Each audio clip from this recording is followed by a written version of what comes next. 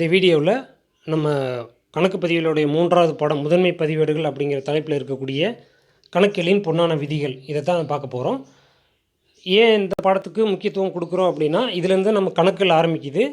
அதே மாதிரி கணக்குகள் போடுவதற்கு அடிப்படையாக விளங்கக்கூடியது நமக்கு கணக்கு பதிவின் பொன்னான விதிகள் தான். கணக்கு பதிவின் பொன்னான விதிகள் இதுதான். விதிகளை படிப்பதற்கு முன்னாடி இந்த விதிகளில் இருக்கக்கூடிய ஆள்சார் கணக்கு, பேரளவு கணக்கு, சொத்து கணக்கு இதை பற்றி கொஞ்சம் விரிவாக பார்த்துட்டு நம்ம போயிடலாம். ரைட். ஆள்சார் கணக்கு என்பது ஆட்கள் சார்ந்த கணக்குகள் தான் ஆள்சார் கணக்கு அப்படின்னு பேர். இப்போ நீங்கள், நான், இல்லை வினோத், மாலினி இவங்க எல்லாமே ஒரு தனிப்பட்ட நபர்கள். அதனால் நம்ம இதை ஆள்சார் கணக்குன்னு சொல்கிறோம். இதே மாதிரி சட்டமுறை நபர்கள் இருக்குது, பிரதிநிதித்துவ ஆள்சார் கணக்கும் இருக்குது. என்ன அப்படின்னா, சட்டத்தால் உருவாக்கப்பட்ட நபர்கள் இருக்காங்க இல்லையா, அவங்கள நம்ம சட்டமுறை ஆள்சார் கணக்குன்னு சொல்லுவோம். இப்போ எடுத்துக்காட்டுக்கு பார்த்தோம்னா ஒரு கம்பெனி அல்லது ஒரு வங்கி இதெல்லாமே சட்டமுறை ஆள்சார் கணக்கு. அடுத்து பிரதிநிதித்துவ ஆள்சார் கணக்கு அப்படிங்கிறது செயற்கையாகவோ அல்லது இயற்கையாகவோ இருக்கக்கூடிய ஒரு குறிப்பிட்ட நபர் அல்லது ஒரு குறிப்பிட்ட குழுவை நம்ம பிரதிநிதித்துவ ஆள்சார் கணக்குன்னு சொல்லுவோம். இப்போ எடுத்துக்காட்டு கொடுப்பட வேண்டிய சம்பளம், முன்கூடி செலுத்திய வாடகை இதெல்லாமே பிரதிநிதித்துவ ஆள்சார் கணக்கில் நம்ம குறிப்பிடுவோம். அடுத்து ஆள்சாரா கணக்கை பொறுத்தளவு நம்ம 2 பிரிச்சுருவோம். ஒன்று சொத்து கணக்கு, இன்னொன்று பேரளவு கணக்கு.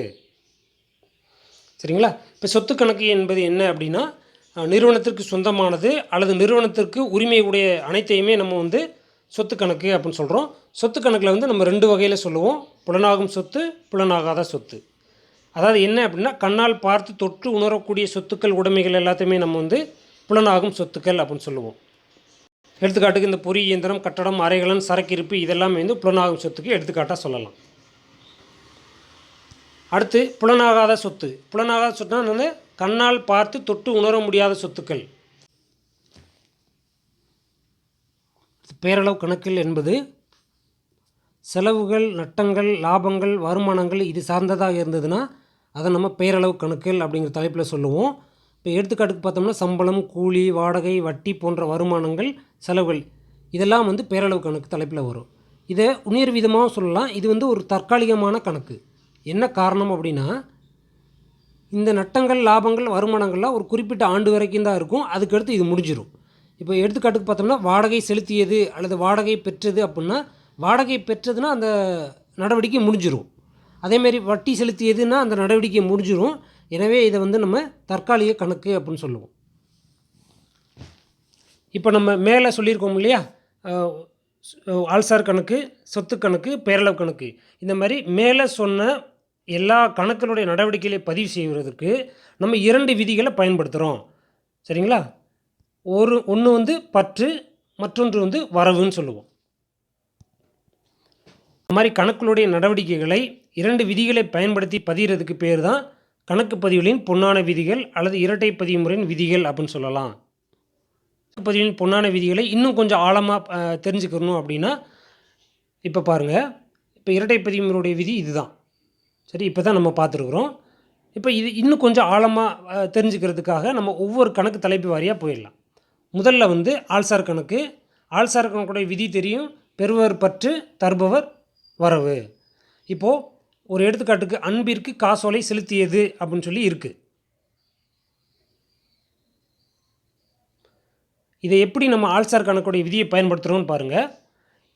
இந்த நடவடிக்கையில் இருக்கக்கூடிய 2 கணக்குகள் பார்க்குறோம். ஒன்று அன்பு கணக்கு, இன்னொன்று வங்கி கணக்கு. 2மே ஆள்சார் கணக்குக்கு தலைப்பு கீழே வரும். அன்பு அப்படிங்கிற ஒரு நபர், வங்கி என்பது ஒரு சட்டப்பூர்வமான நபர். இப்போ இவங்களுடைய விதியை பார்த்தோம்னா, பெறுபவரை பற்று செய், தருபவரை வரவு செய், இதுதான் விதி. அப்போது அன்பு என்பவர் பெறுகிறார், வங்கி என்பவர் தர்றார். சரியா? அப்போது இங்கே பெறுபவர் கணக்கு பற்று அப்படின்னா அன்பு கணக்கு பற்று, தருபவர் கணக்கு வரவு அப்படின்னா வங்கி கணக்கு வரவு.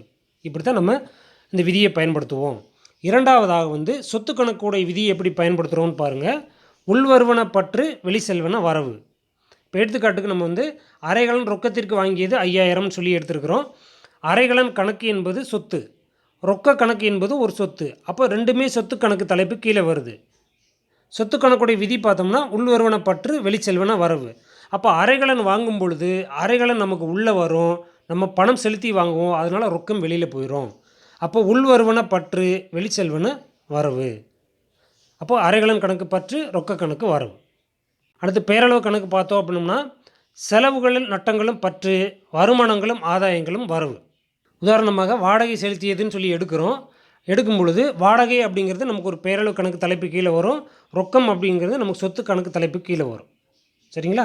அப்போ பெயரளவு கணக்கோட விதி என்னென்னு பார்க்குறோம். அனைத்து செலவுகளும் நட்டங்களை பற்று வைக்கிறது, அனைத்து வருமானங்கள் ஆதாயங்களும் வரவு வைக்கிறது. சொத்து கணக்கோட விதி உள்வருவன பற்று, வெளி செல்வன வரவு. அப்போது வாடகை செலுத்தும் பொழுது வாடகை நமக்கு ஒரு செலவு. சரிங்களா? அதே மாதிரி நம்ம பணம் செலுத்தி தான் வாடகை செலுத்துவோம். ரொக்கம் அப்போ வெளியில் போயிடும். அப்போ வாடகை என்பது ஒரு செலவு அப்படிங்கிறதுனால செலவுகள் நட்டங்கள் பற்று, அப்போ வாடகை கணக்கு பற்று.